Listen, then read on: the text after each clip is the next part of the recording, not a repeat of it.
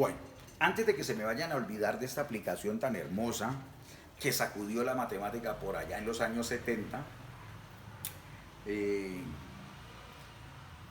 nuestro tercer repasito será conjuntos. Entonces, recordemos que conjuntos el concepto de conjunto es casi axiomático, pero lo podemos entender como una colección de objetos que tienen por lo menos una característica común. Entonces el conjunto formado por las vocales, el conjunto de los planetas del sistema solar, el conjunto de los estudiantes de la Universidad del Valle, sede norte del Cauca, etc. Un conjunto es una agrupación de objetos que tienen una seña, una marca, una característica común que nos permite determinar si un elemento está o no dentro del conjunto, aceptando pues que los elementos son los componentes del conjunto, ¿sí? Recordemos así a nivel formal que los conjuntos se notan o se designan con letras mayúsculas y los elementos con minúsculas. También es bueno que recordemos en este repasito que hay diversas clases de conjuntos, pues si no tiene elementos se ha acostumbrado a llamarle vacíos, y aunque pareciera ridículo es muy importante, porque al operar sobre los conjuntos que tienen elementos, eventualmente pueden quedar vacíos. Si tenemos el conjunto de los números pares y el conjunto de los números impares, que por cierto son disyuntos, ¿sí? Que por cierto son disyuntos, o sea, que no tienen elementos comunes, si los intersectáramos va a generarse el conjunto vacío, el que no tiene elementos, y si no lo hemos definido se nos convertiría ahí en un trauma.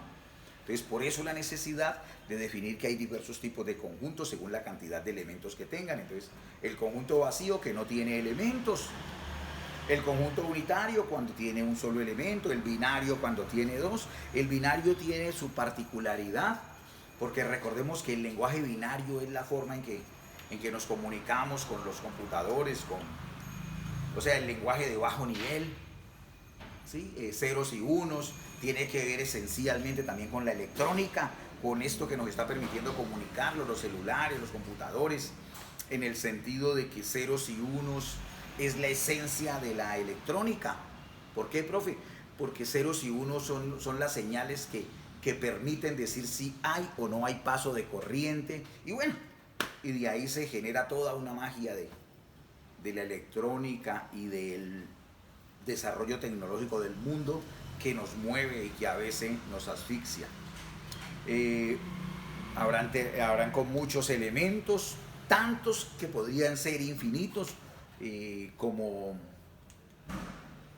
los puntos que constituyen una recta, el conjunto de los números enteros, el conjunto de los números naturales, pero hay unos conjuntos que podríamos llamar brutales por la cantidad de elementos. En verdad no existe el conjunto de los brutales, pero su magnitud, cuando uno está empezando a tratar de entenderla, puede alterar el estado de ánimo, por ejemplo, como los números reales. ¿Por qué, profe? ¿Por qué utilizar la palabra brutales? Porque más o menos se podría entender el conjunto de los números reales como un conjunto compuesto por infinitos. Por ejemplo, entre el 0 y el 1 hay infinitos números reales. Entre el 1 y el 2 hay infinitos números reales. Entre el 2 y el 3 hay infinitos números reales. Entre el 3 y el 4. Y los enteros 1, 2, 3 son infinitos. Por tanto, los reales es una colección de infinitos. Entonces empieza uno por ejemplo, ahí está la razón de que uno diga que hay infinitos más grandes que otros. Esto es muy hermoso. Entonces, eso es lo que hace, por ejemplo, que infinito más infinito sea infinito. Sea un infinito más grande o más pequeño, no. Pero asimismo, infinito menos infinito no da cero. Se convierte en una indeterminación. Bueno. También es importante en los conjuntos Recordar las operaciones básicas entre ellos, ¿sí? Recordábamos los conjuntos, por ejemplo, la unión. Si tenemos el conjunto A y lo unimos con el conjunto B, esta simbología se lee A unión B, ¿cierto? A unión B. En diagramas de Behn-Euler, cuando los conjuntos son secantes, o sea, conjuntos secantes son los que tienen elementos en común. Y entonces si nos dicen que estos A y B, que raye la unión, o sea, determine el conjunto A unión B, pues entonces toca, la definición es los que están en A o en B. Esto tiene como cierto, la unión tiene cierto parecido con la O inclusiva, decíamos en alguna clase, O de que incluye, ¿cierto? ¿Por qué? Porque decíamos los que están aquí o aquí. Entonces mire las bondades de la o aquí o aquí. O me amas o me admiras. Entonces puede ser que lo ame, puede ser que lo admira, pero pueden ser las dos cosas, ¿sí? Entonces, esta sería el gráfico para la unión de conjuntos. Profe, ¿y si fueran disyuntos, cómo queda? No, pues si los conjuntos son disyuntos, por ejemplo, los números racionales y los irracionales, entonces, de hecho, esos dos conjuntos, los racionales y los irracionales, no tienen elementos comunes. Entonces la unión quedaría así. La unión quedaría así. Esta es la unión de dos conjuntos disyuntos.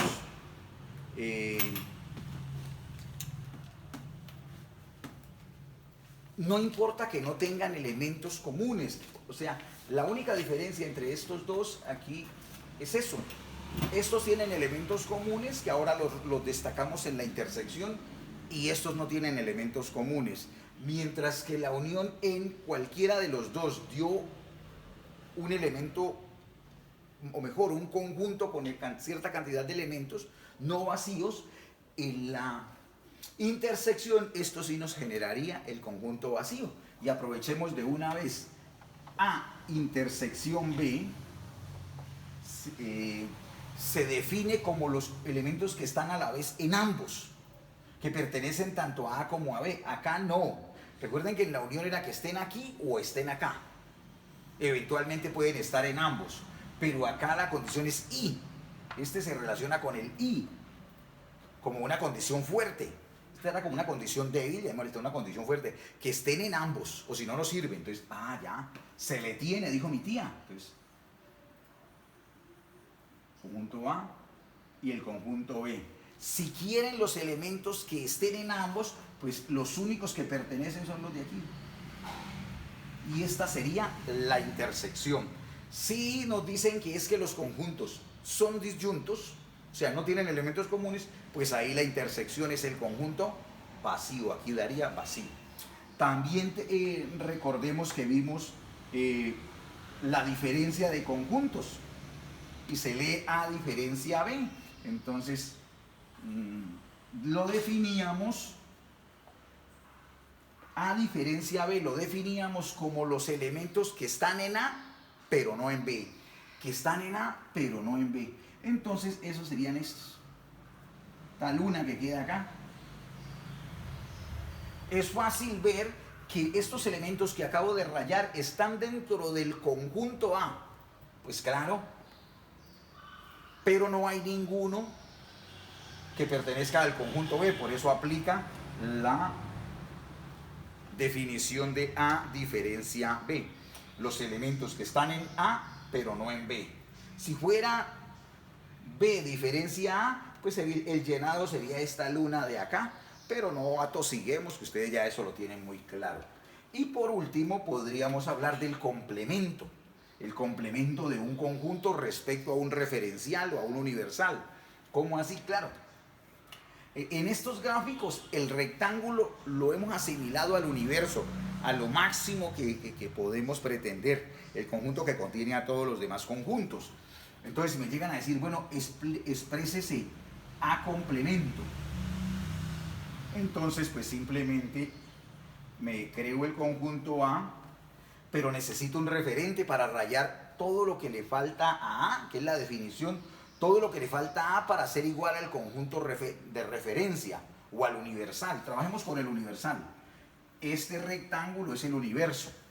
Entonces, si me dicen complemente, haya el complemento de A, sería todo lo que está por fuera de A, pero a su vez dentro del universo. Entonces sería como esto. Este es el complemento de A.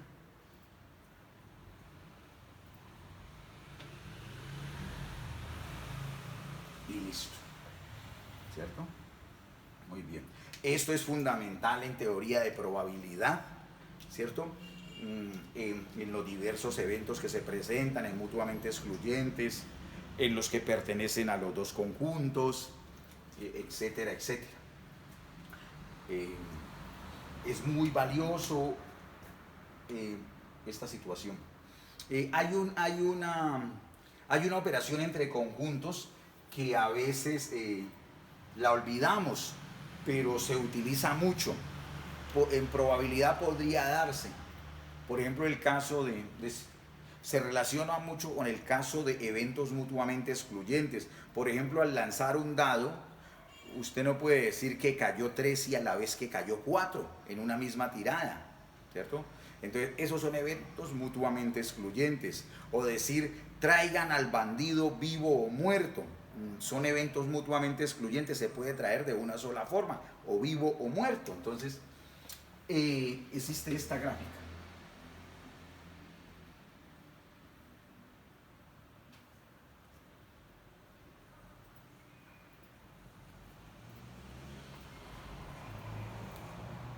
A y B.